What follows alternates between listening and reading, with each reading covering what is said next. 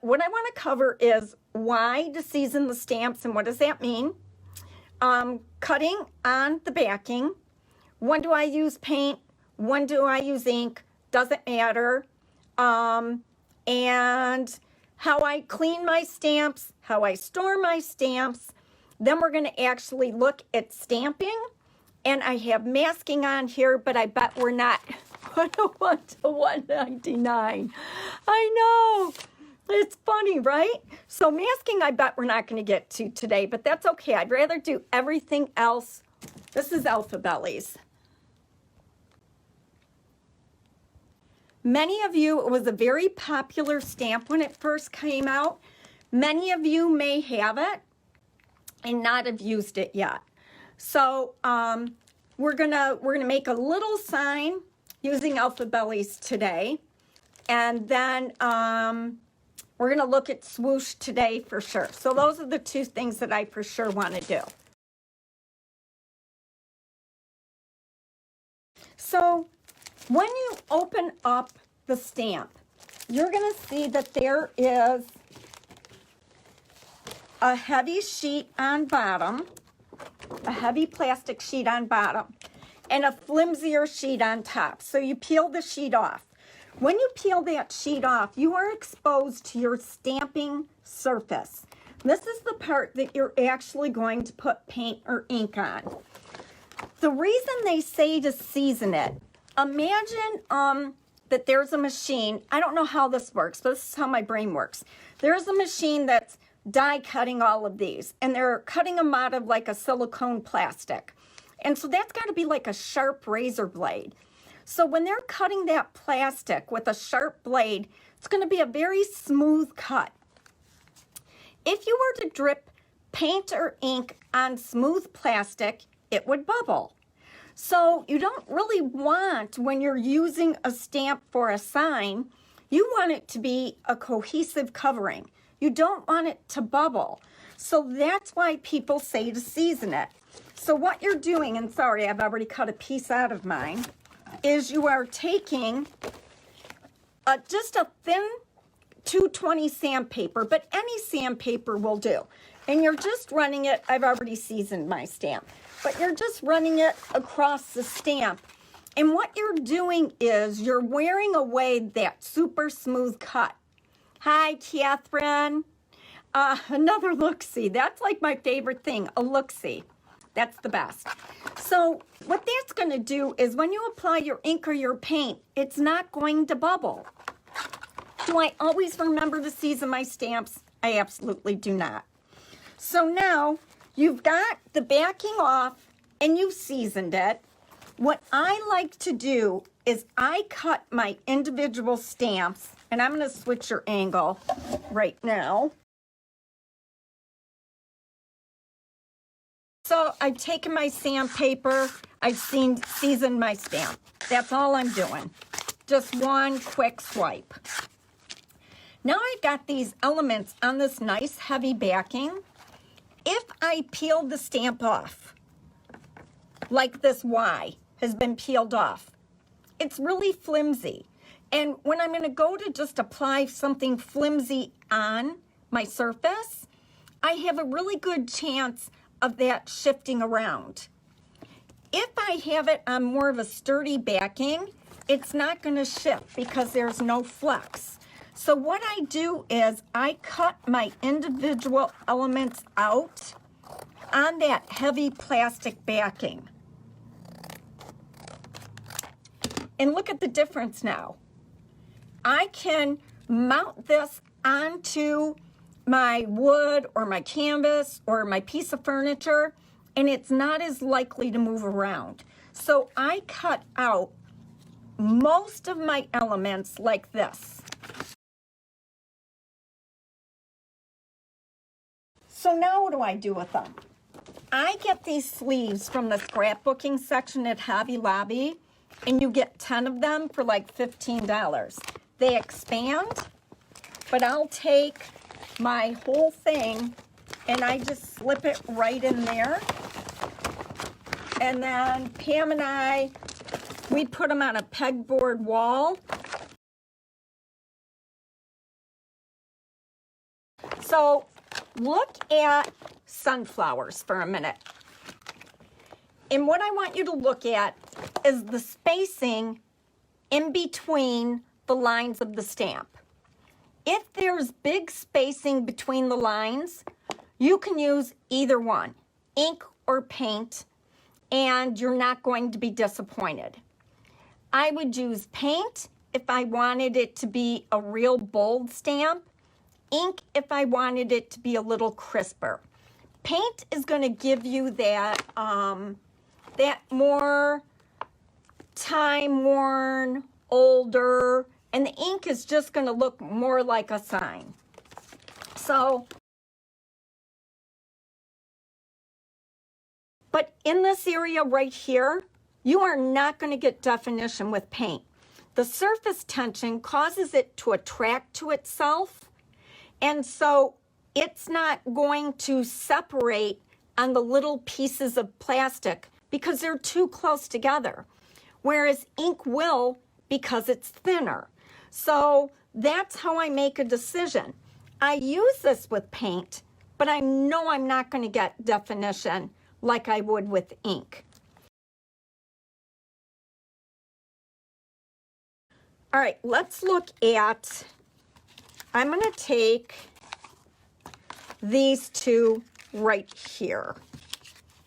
This one, I'm going to use with ink first. I misplace everything ridiculously all the time, like poor Pam. So we're going to look at black ink. I'll take and I work right out of the ink pad. Some people use a brayer. I like this.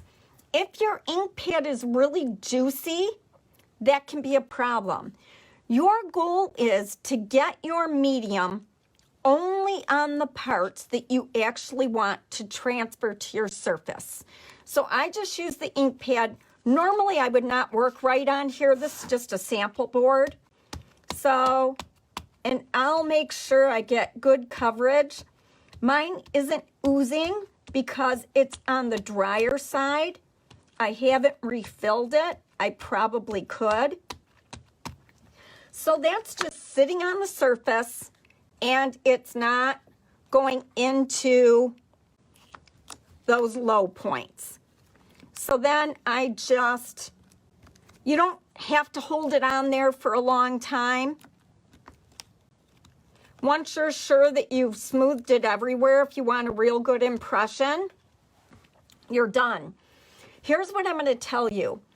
If I'm using the same stamp over and over, after I make the first impression, the next time I ink it, it's automatically going to be darker. So because I just inked this and immediately used it, it's probably not going to be as covered. Actually, that's beautiful and pretty perfect. But if I were to ink it again, I would get a little bit darker impression. But do you see how crisp that is and how it looks almost just like the black on the back of the stamp?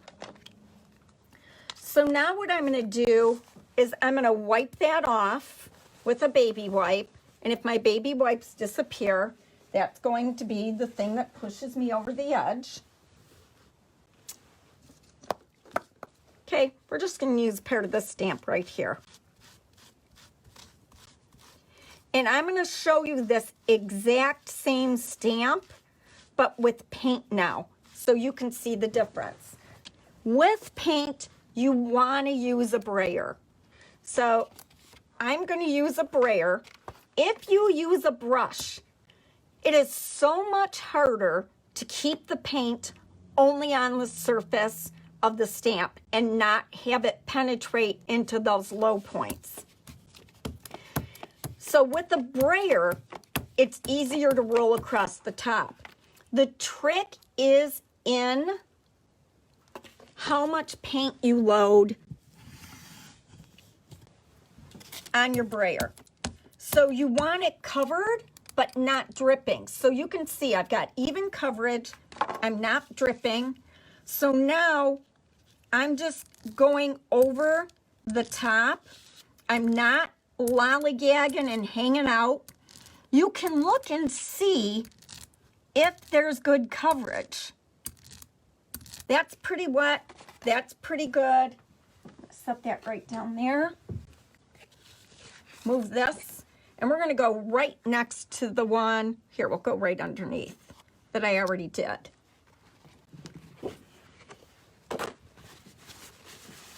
So now I'm going to take just my blue shop cloth. The paint sticks better. So it's more, oh, you're sweet. It's more forgiving. It's not as easy to shift as the ink because like it's kind of like a glue. It wants to stick. But if you look at this, you guys, you can see that I did not get any black paint in those recesses. If I use a brush to get the paint on my stamp, that is not going to happen. I cheat sometimes and I use a sponge brush, but only on the trim of the Bohemia stamp. So you can see a really big difference between these two. The ink is a different color. It has a little bit more gray in it, totally even coverage, a little bit translucent. The black paint I did not get as defined of an impression. And that's partially because it was a completely clean stamp. So we're going to do it again. Let me get my sheet of plastic back. And you're going to see the difference. I'm not cleaning it. Watch it not do what I think it's going to do this time. So I'm going to load my brayer again. But it already has some paint on there. So the second time I use it, I'm automatically going to get a thicker impression. And I can see it just in the application process. So now we're going to put this one right, let me think, where are your guys? I'm going to put it right up here. And you're automatically, it's going to be thicker unless, I don't know, unless this is the first time that doesn't happen. Again, this is a stamp, all of the new stamps, sunflower, chrysanthemum, peonies, sprigs, that's going to give you a little bit less detail with the paint because it's a little bit closer together because it's smaller. Last year's Holly Jolly was very difficult to get a good impression with paint. But see the difference now? I already used it once, so I'm getting a deeper impression with it. This was the first time.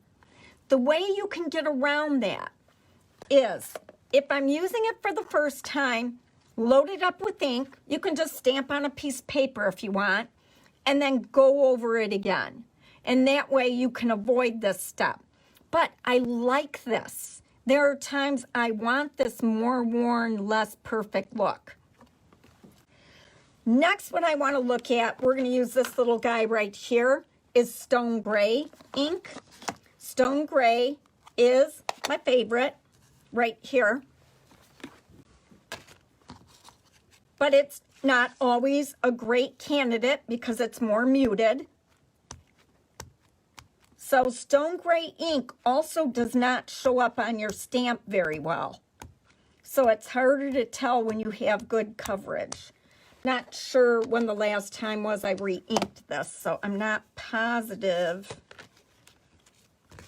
of what the coverage is going to be like. So let's put that, I'm going to put it right next to where I did the black ink. And this is Stone Gray. It's nice because you can layer. Oh, I love it. So I can use Stone Gray in the background, and then I can use the black ink in the foreground. That's what I really like about that. So here's my ink. The Dragonfly is not real crisp. He just isn't. So here's the Dragonfly. And I don't want to shift.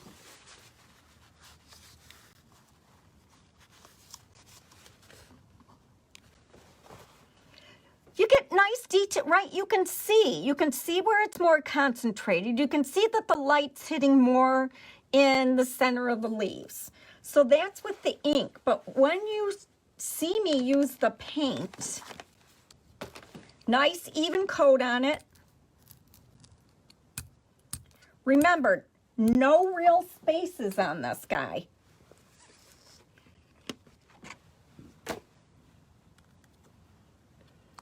And I'm going to put him, looking to see, right next to the other one, right there. I'm afraid I shifted a little bit. And you'll see the difference. So, this came out better because I didn't have a lot of ink there, but where you can really tell is look at the head. If you look at the head of the dragonfly, you can see what I'm talking about. Let me make sure that it's showing you what I want. See how the paint, you can't really see his little eyes. You can't see the definition in the body. You don't see the details here. And that's because of the surface tension of the paint. So here is stone gray ink with the wording.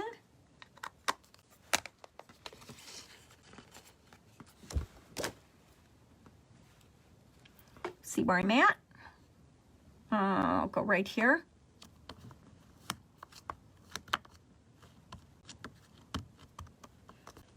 Again, this is on that heavy plastic backing.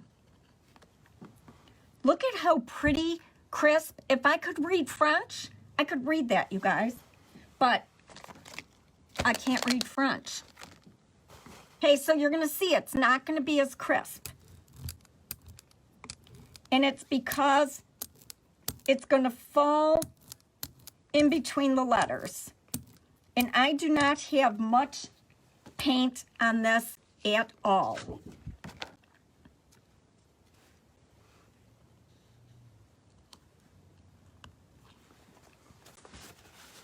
Now, and that was stone gray, you guys. If I used black, you'd really be able to see it well.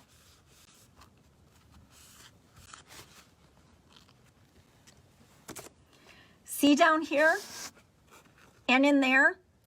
That's what happens when it's close together. There are times I would want that look. It looks really pretty in the background of stuff. We're going to do gather because it will fit. Okay, so here's how I do this. So I'm going to space it out. And because I have letters that are different heights, what you want to do is you want your second letter to overlap your first letter a little bit.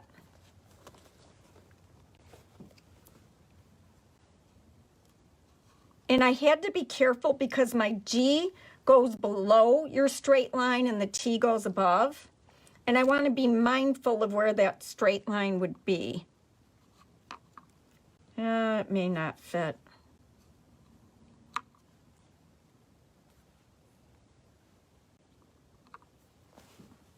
I have to slide the G over and make it more straight up and down.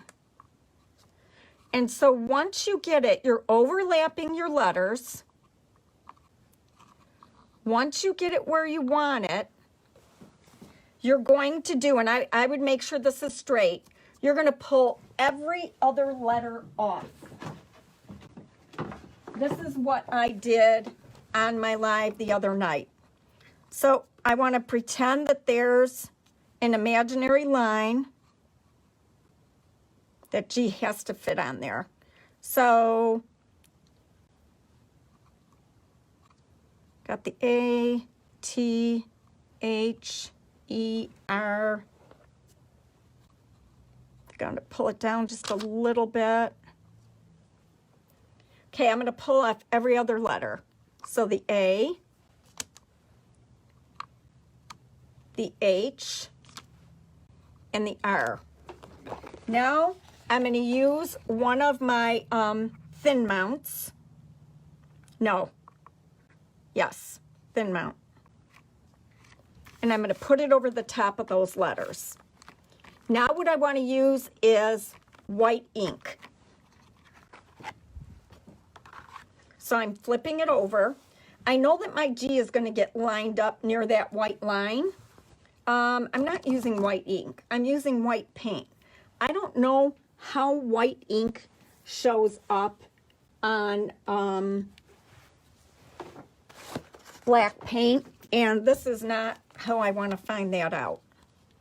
So I always have 2 Brayers by me. Not that I know where they're at. Okay, so I'm going to do the same thing. Get nice, even coverage. Without it dripping. And then I'm going to get a layer of paint on each of my letters. I'm going to go off the surface here because otherwise I'm going to end up getting it on my board.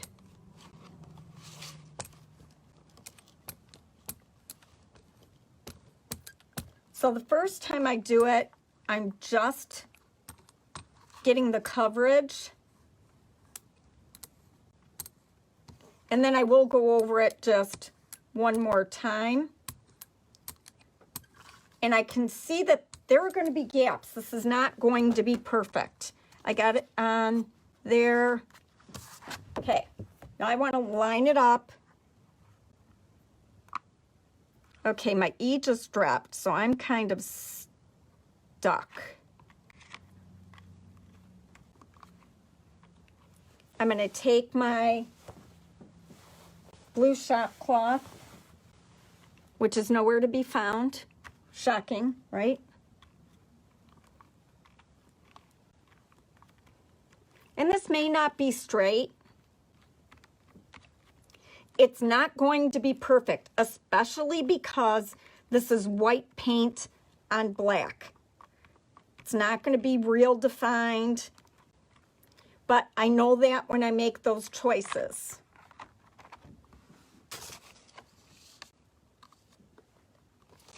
So I'm going to take these letters off. You're going to want to take 2 seconds and dry this. There's not a lot of paint there. What I'm going to do in these bigger striped areas, you guys, is add a hook. And that's just because I don't want it to smear.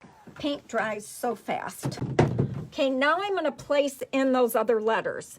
One of the things is you saw the E drop off, and that's because I have dust on the back of my stamps, and so I would ideally wipe those off. So I want to put this back.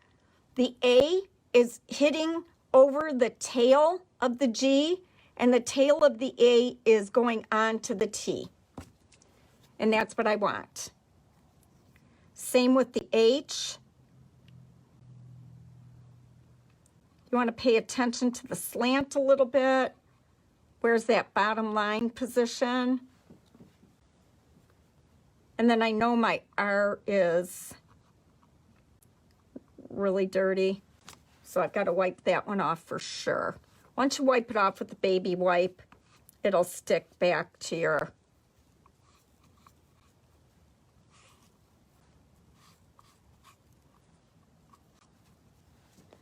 So now I'm going to take and attach those. Sometimes I like to have the bottom of my thin mount. Oh, good, Claire.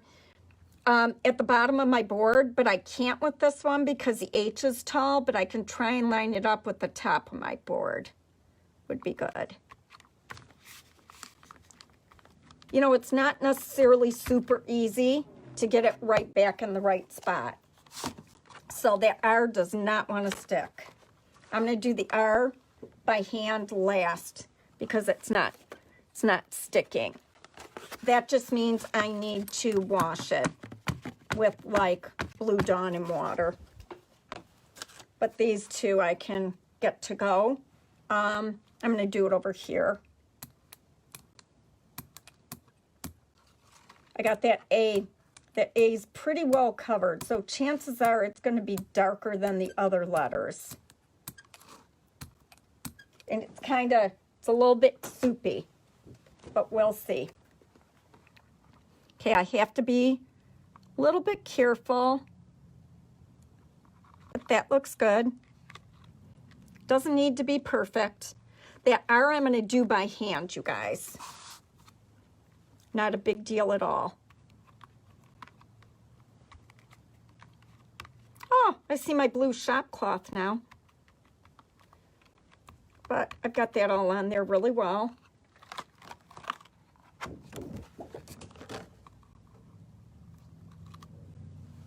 Oh, it's so pretty. So now the R, I have to do by hand, which is no big deal. I'm going to slide this up a little bit. Get the paint on the R.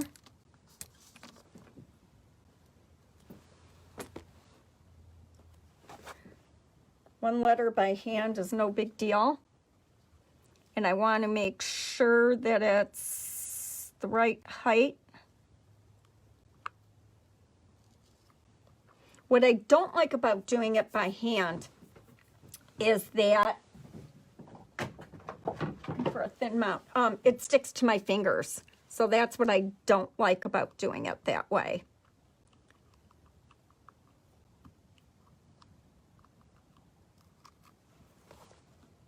And there you have it. That's how you line up Swoosh. So, if you ever wonder, look on the back of the stamps and you get like all these awesome ideas. So one of my favorite things is this O right here. And to me, it cries Christmas. So we are going to make joy. I got my black paint here. And I'm going to be able to line the entire thing up. So I am literally copying off the back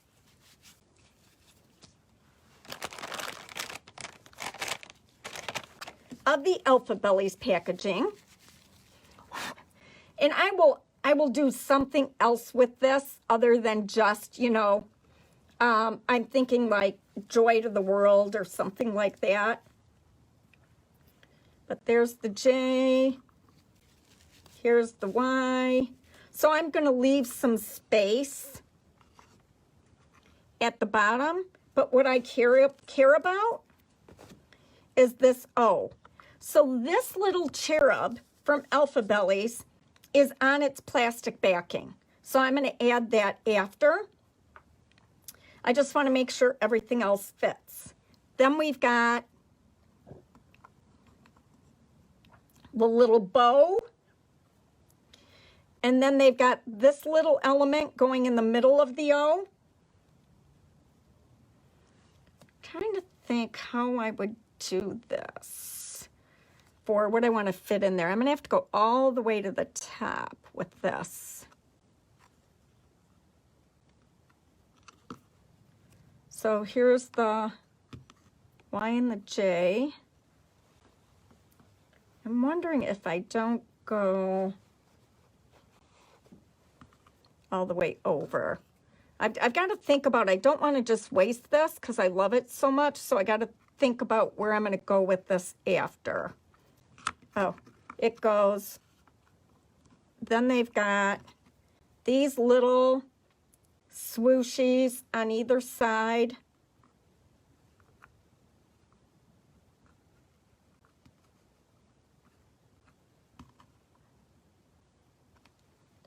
This will go in the middle. Then I've got the J and I've got the Y. And I'm gonna, it's gonna say Joy to the World eventually. Okay, so now I'm gonna take my thin mount Same thing I've been doing. And this is going to be black ink. I'm going to line this one up to the side and the top so I know my placing.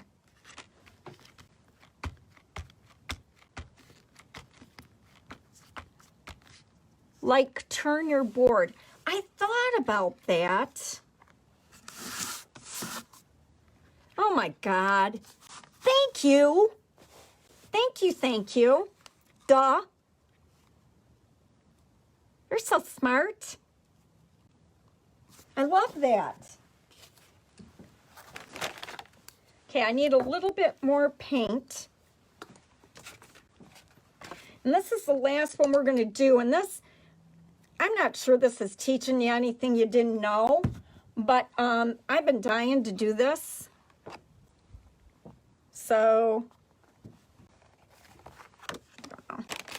okay, same idea, thin coat. I didn't even clean off my brayer, which is no big deal. So let's see here.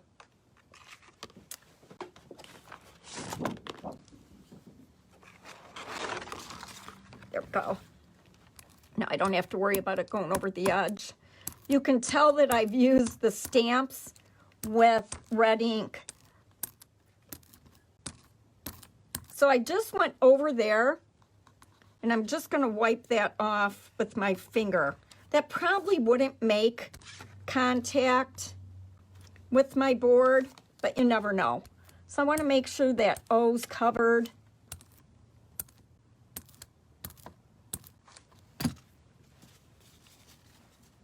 Just wipe that center out because that could make contact.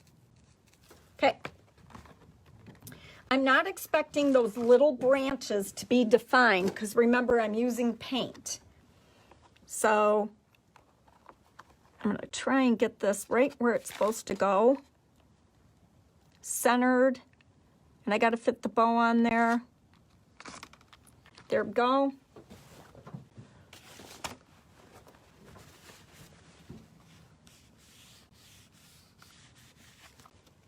Take my cloth.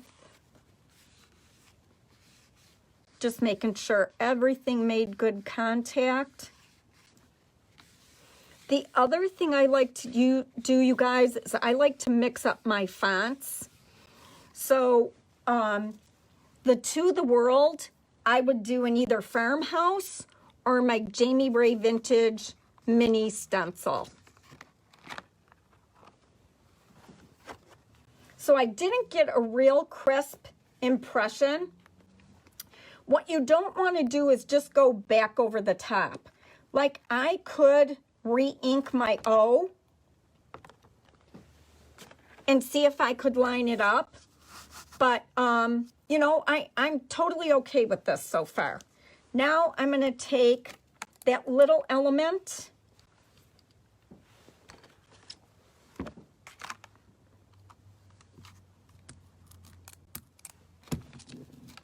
and that's probably because my brayer was really dry. And I'm going to put that in the center.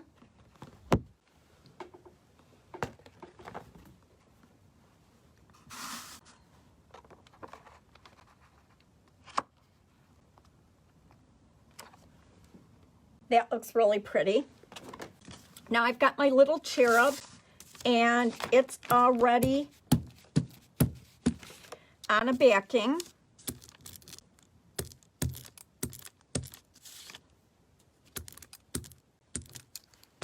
My favorite piece of Alphabellies. Now I'm going to line that up and hope like heck it's straight.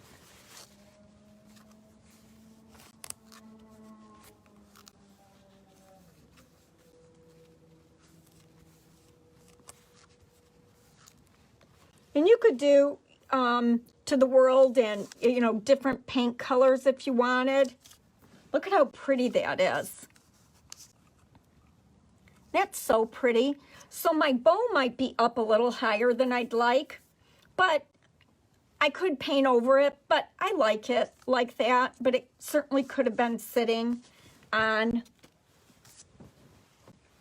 could have been sitting on the top of that letter. So let me show you, and these could be too tall, but mixing up your fonts, I think just adds so much interest. It's not gonna, that's not gonna fit. So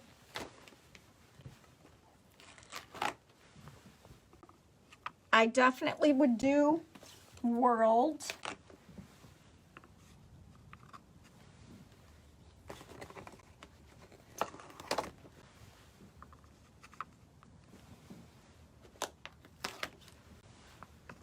You could add ribbon to this. You could add ivy, poinsettias, frame it in.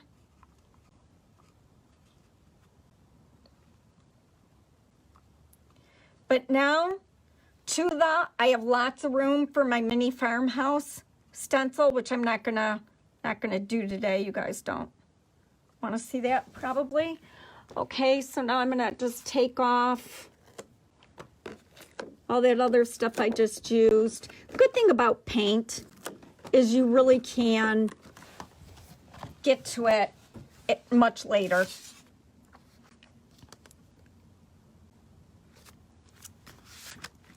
So this is the farmhouse. Lowercase, yes. I thought about the lowercase from typesetting, but I really wanted a totally different font. I love mixing up my fonts. I don't know if it's Alpha 2 or Alpha 3. I have a lot of the old IOD Alpha stamps. So this is fresh. This is a fresh coat of paint. So this is going to be fairly dark. Just wipe that little piece off. But yeah, lowercase would have been good too.